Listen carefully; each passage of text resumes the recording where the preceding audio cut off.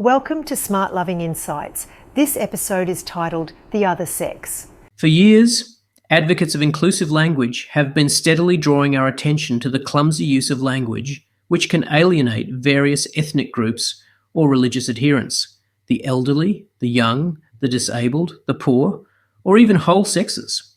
Why? Because language is more than just about communicating our thoughts effectively. Language is also an active participant in forming those thoughts. For example, in our culture, it is common practice to refer to the opposite sex. This term implies that men and women are not just different, but are opponents, that they are in opposition to each other.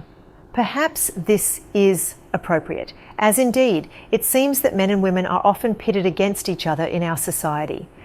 Terms such as battle of the sexes and gender divide betray a competitive mentality between the sexes, a mentality that not only discourages appreciation of our sexual differences, but promotes disdain towards those characteristics that are seen as weaknesses in the so-called opposite sex. The issue is not just about accuracy, it's about mentality. We have consciously chosen to use the term other sex instead of opposite sex. It's a term that can acknowledge our differences as men and women without implying inequality or opposition. It suggests complementarity rather than competitiveness. It invites us to appreciate and celebrate our differences rather than denigrate them. It fosters curiosity towards the mystery of gender difference rather than frustration, bewilderment, or resigned tolerance. Yes, language does matter. Language not only expresses our thoughts, both conscious and subconscious, it also influences them. Language is not the slave of our communication. It is a dynamic force capable of interacting with and reforming our attitudes and opinions. Next time you find yourself talking about the opposite sex, try using other sex and see if it takes you to a different way of seeing our differences.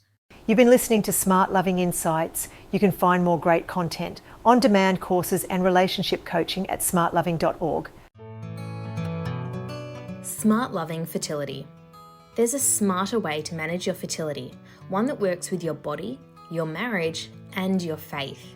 SmartLoving Fertility is an online course based on the symptothermal method.